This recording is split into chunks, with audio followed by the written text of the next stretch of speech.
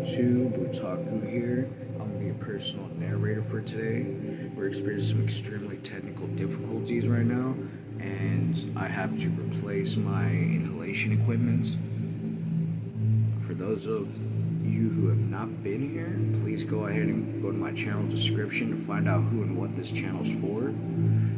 If you have been here before, please make sure you have your waters on standby. As a bad teacher, I do not have water on standby, but I expect everybody else to uphold the standard I ask of this channel. Please grab your eucalyptus. Man, this ain't no cigarette. This is something to hold it in. Hold on, let me prove this to you. Yeah. The real goods are in here. And it's just, it's right there. Ain't nothing special.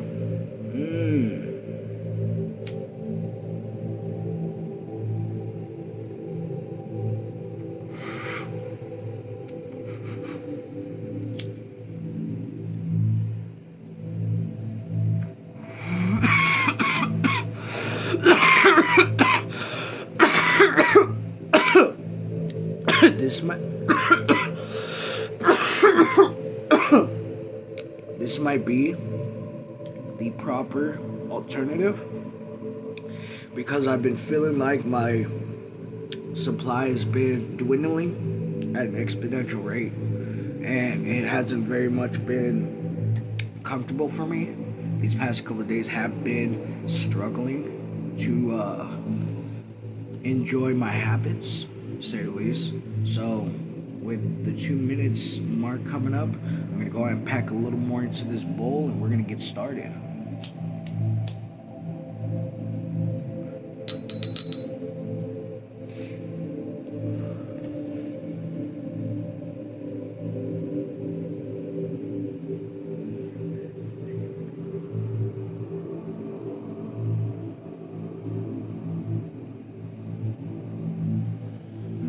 Yeah, that's pretty good. Hope everybody's having a good, this year. I hope you're having a good year. Don't even think about the days anymore. I just hope this year ends well. Alright, let's get back into it. I'm not too sure where I left off. I'm going to go ahead and do us all a favor real quick and go back to the middle of page 420. I know I said 421. We probably are even at 421. But for convenience sake, because I am not going to take the time to check, Tom said, "Yeah, but how about the other?" Paul was silent for a while. Tom, he said, "Looks like you done it. I kind of thought so. Couldn't see. Felt like it. Seemed like people ain't talking about much else," Uncle John said. I try to give Uncle John as much of a deep, raspy voice out of the group as I can because he's a drunk. But nobody else can talk about nothing else. Where was I just at? I literally just looked up. There we go. They got posses out and their fellas talking up a lynching. Of course, when they catch the fella, this is literally how a mice and men ended. Literally, like something crazy happens, and then all these men want to start gathering up and start so what, is Tom gonna die in the end? Gosh dang it.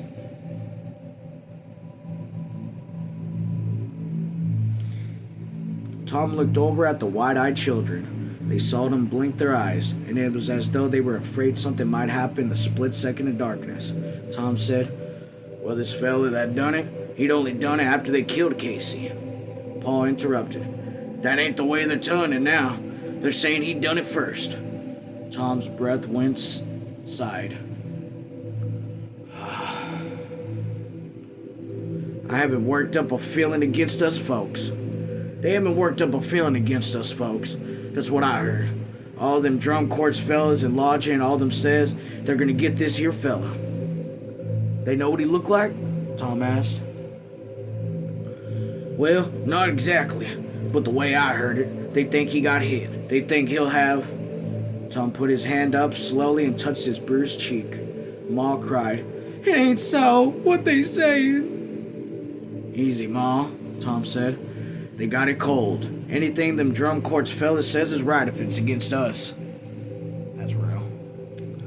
Ma peered through the ill lights and watched Tom's face and particularly his lips. You promised, she whispered. Ma, maybe this fella ought to go away. If this fella done something wrong, maybe he'll think, okay, let's get the hanging over. I done wrong and I gotta take it. But this fella didn't do nothing wrong. He didn't feel no worse if he killed a skunk. Ruthie broke in. Ma, me and Whitefield know he don't have to go this fella in for us. Aw, little Ruthie. Tom chuckled. Well, this fella don't want nothing no hanging, 'cause he'll do it again. And sometime, he don't aim to bring trouble down on us folks. Ma, I gotta go. Ma covered her mouth with her fingers and caught to clear her throat. You can't, she said. There wouldn't be no way to hide out. You couldn't trust nobody, but you could trust us. We're your family. We could hide you. And we'd see you get to eat and your face gets well. Ma's face started to tear up. But Ma... She got to her feet. You ain't going. We're taking you, Al. You bring the truck around against the door. Now. I got it figured out. We'll put one mattress on the bottom and then Tom gets quick there and we'll take another mattress and sort of fold it to make it a cave. And then he's in the cave and then we sort of wall in it. He can breathe out the end, you see? No arguments. That's what we'll do. Paul complained. Seems like the man ain't got no say no more. She's just a heller. Come time we'll all get settled down, and I'm gonna smack her. Come that time when we settle down, you can. I love Ma. I literally read that. I'm like, I gotta put her voice and heart into this. Roused up, Al. It's time to get strong. It's dark enough. Al went outside to the truck. He studied the matter and backed up near the steps. Ma said, Quick now, get that mattress in. Paul and Uncle John flung in over the end gates. Now that's one. She tossed the second mattress up. Now Tom, you jump in there and get under. Hurry up. Tom climbed quickly and dropped. He straightened one mattress and pulled the second on top of him. Paul bent it upward, stood it side up so that the arch covered Tom. He could see out between the sideboards of the truck. Paul and Al and Uncle John loaded quickly, piled the blankets on top of Tom's cave, stood the buckets against the sides, spread the last mattress behind, pots and pans, extra clothes. All this went in loose, for their boxes had been burned. They were nearly finished loading when a guard moved in near, carrying his shotgun against his cocked arm. What's going on here? Question mark? We're going out, said Paul. What for? We got a job offered. A good job. Yeah? Where's it at? Why, it's down in Peachwad. It's down in Weed Patch. I really want to see Patchweed. Let's have a look at you. He turned a flashlight on Paul's face and Uncle John's and then Al's. Wasn't there another fella with you? Al said. You mean the hitchhiker? Like little fella with the Paul face? Yeah, I guess that's what he looked like. We just picked him up on the way in. He went away towards the mountains when the raid dropped. What do you look like again? Short fella, pale face. Wasn't he bruised up this morning? I didn't see nothing, said Al. Isn't that gas pump open? Yeah, till 8. Ooh, I love this family. This family needs to become my family. I fucking ride or die for this family. Damn.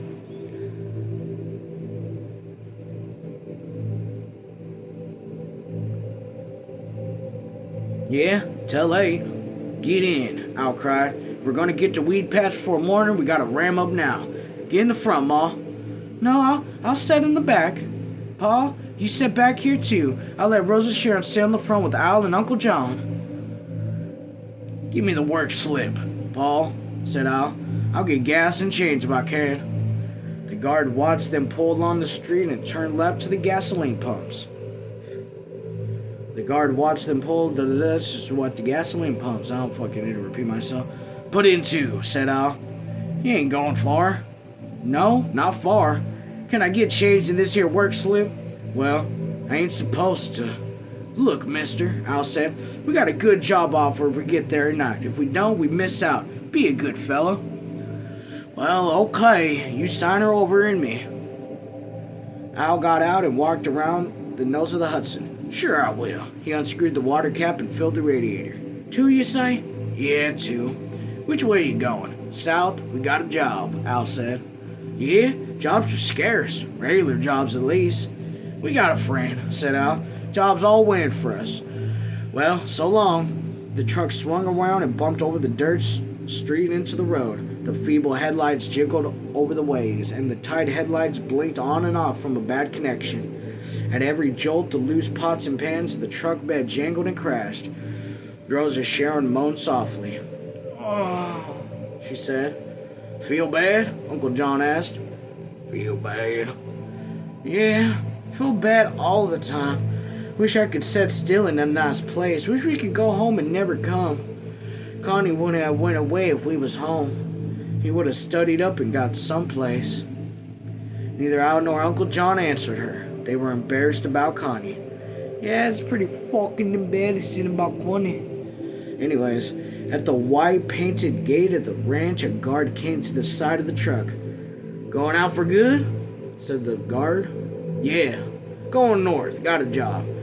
The guard turned his flashlight onto the truck and turned it up into the tent. Ma and Pa looked stonily down at the glare. Okay. The guard swung the gate open. The truck turned left and moved towards 101, the great north-south highway. So I guess the 101 highway goes north and south. That's cool. I imagine the 66 goes east and west. I don't know, though. I'm just guessing that one. Damn. I always leave my place so quickly. Know where we're going? Uncle John said. No, said Al. Just going to get goddamn sick of it. I ain't so trouble far from my time. I ain't so trouble far from my time, Rosa Sharon said threateningly. They better give me to a nice place. The night air was cool with the I think they should just go to back to the government camp. I think they took a little bit of money. Whatever change he got left. And honestly, just go back to the government camp. Hope for the best.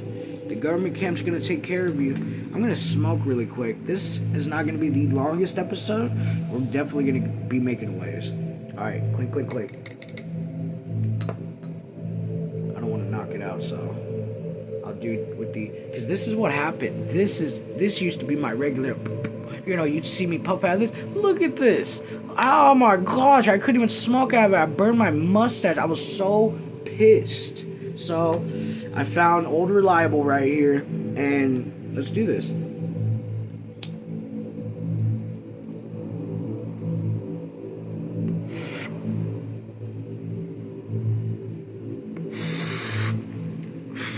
Gotta put your head up.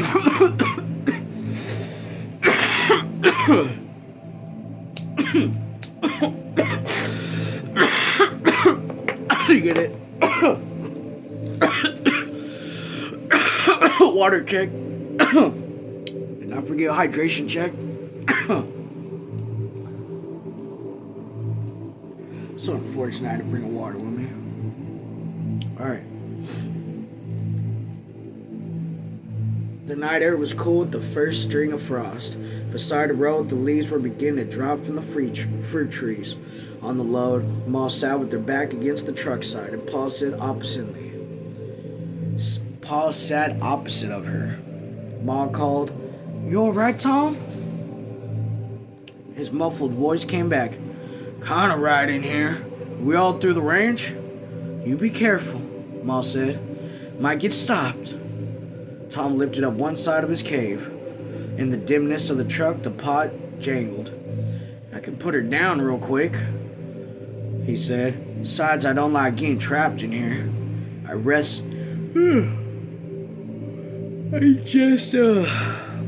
just gone through a proper amount of rest, so I'm like, just need to get more air into my brain. I think that's what's going on."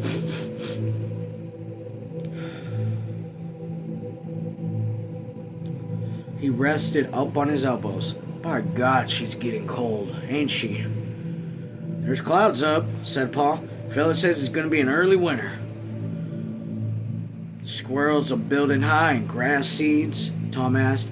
By God, you could tell weather from anything. I bet you could find a fella who could tell weather from an old pair of underdraws. I don't know, Paul said. Seems like it's getting on winter to me.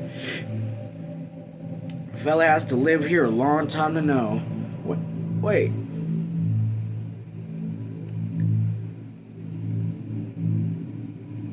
Ain't it California?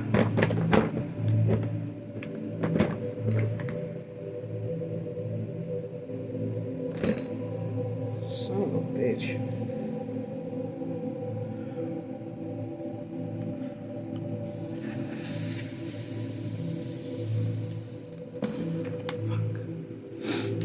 I apologize, viewer. We're going through some technical difficulties right now. I do apologize.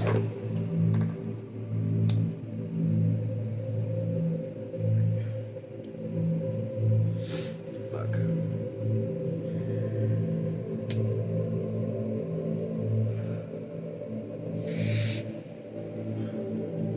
Okay. My paranoia was extremely, excessive for a second there. I apologize. Let me get back into what I was doing. This is like the first time I've ever done this, viewer. I do apologize for this. We still got plenty of time. We got like 7-8 more minutes.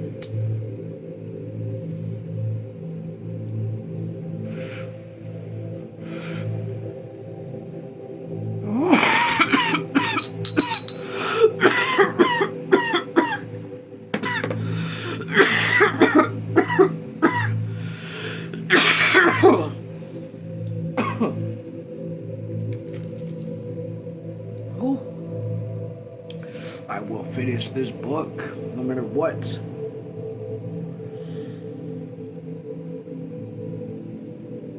I don't know, said Paul. Seems like it's getting on winter to me. Fella has to live here a long time to know. I was gonna say, ain't in California they don't even have snow? Isn't Cali known for not having winters?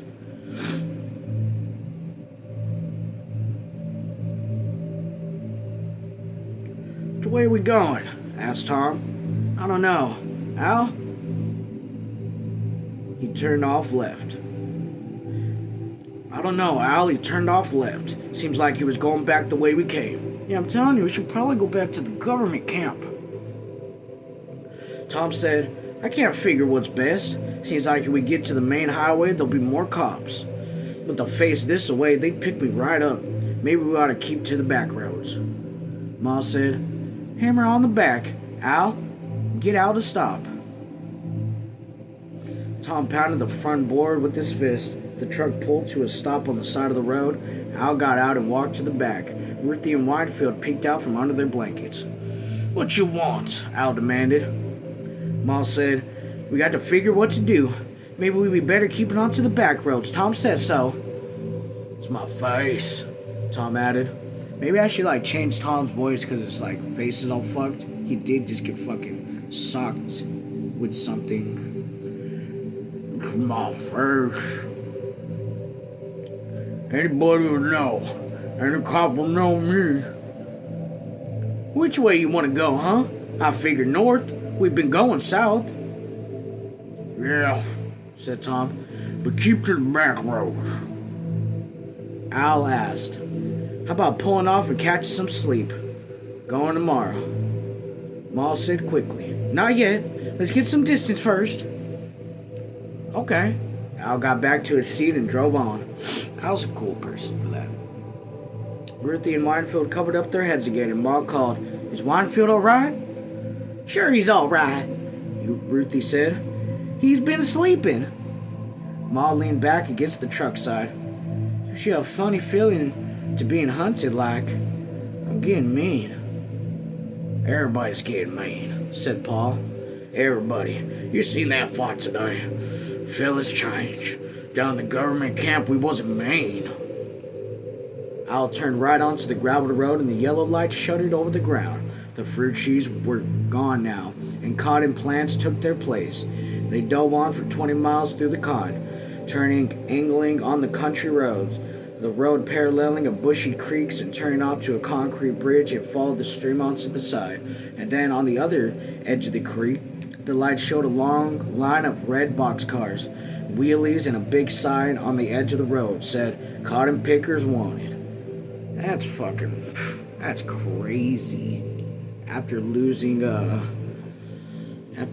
that civil war, they needed cotton pickers wanted. Now it's freaking wild. Al slowed down. Tom peered beside the sidebars of the truck. A quarter of a mile past the boxcars, Tom hammered on the car again. Al stopped beside the road and got out again. "Now what you want?" Al demanded. "Shut off the engine and climb up here." Al got off from the seat and drove off into a ditch, cut lights and engine, and climbed over the tail again. "All right." Tom crawled over the pots and kneeled in front of Ma. "Look," he said. "It says they want cotton pickers. I seen that sign. Now I've been trying to figure how I was going to stay with you and not make any trouble. When my face gets well, maybe it'll be all right, but not now. You seen them cars back there? Well, the pickers live in them. Now maybe they'll work there. How about if you get work and live in one of them cars?" "How about you?" Ma demanded. "Well, you see that creek? All full of brush? Well, I could hide in that brush and be out of sight. And at night you can come bring me out and something to eat. I seen a culvert a little ways back. I could maybe sleep in there." Paul said, "By God, I'd like to get my hands on some of that cotton. There's work I'd understand." "Oh yeah, Paul. Them cars might be a pretty place..." Oh wait, sorry, that was Ma. "Them cars might be a pretty place to stay," said Ma. "Nice and dry. You think there'll be enough brush to hide in, Tom?" "Sure. I've been watching. I can fix up a little place. Hideaway, page 426, by the way." "You're gonna scar it pretty bad," said Ma. "Hell, everybody got scars." "I picked 400 pounds once," Paul said proudly, "'cause it was a good heavy crop. It was all pick. We could get so much money." "Could get some meat," said Al. "What do we do right now? Question mark. "Go back there and sleep in the truck till morning," Paul said. "Get work in the morning, and I can see them moles even in the dark." Paul continued. "How about Tom?" Ma asked. "Now you just forgive me, Ma. You take me a blanket, you look out on the way back. There's a nice culvert. You could bring me some bread or potatoes, or mush, or just leave it there. I'll come get it." "Well, seems like good sense to me," said Paul. "It is good sense," Tom insisted. "As soon as my face gets a little better, why, I'll come out and go picking with y'all." "Well, all right," Ma agreed. "But don't you take no chances. Don't let nobody see you for a while." Tom crawled to the back of the truck. "I'll just take this here blanket. I'll look for that culvert on the way back, Ma." "Take care," she begged. "You take care now." "Sure," said Tom. "Sure I will." He climbed the tailboard, stepped down the bank. "Good night," he said to everyone. Ma watched his figure blur with the night and disappeared into the brush beside the stream. "Dear Jesus, I hope he's going to be all right," she said. Al asked, "If you want, I could go back now." And Paul said, "Yeah." "Go slow," said Ma. "I want to be sure that the culvert he said about, I got to see it myself." I love how, compassionate Mom's being right now. Al backed and filled the narrow roads until he reversed his direction. He drove slowly back into the line of boxcars. The truck light showed the catwalks up onto the wide car doors. The doors were dark. No one moved in the night. Al shut off his lights. "You and Al and Uncle John climb up back," he said to Rosa Sharon. "I'll sleep in the seat car here." Uncle John helped the heavy girl to climb up over the tailboard. Ma piled the pod into a small space. The family laid wedged close together in the back of the truck. A baby cried, and long jerking crackles in one of the boxcars. A dog trotted out, sniffing and snorting. He moved away slowly along the jolt car. In trickles of moving water came the stream bed. Chapter 26, page 428. Thank you very much for being here. I appreciate your time. I know that wasn't the longest session we've been having lately, but I'm gonna smoke super duper quick and then I'll be out of here. I got like 4 seconds.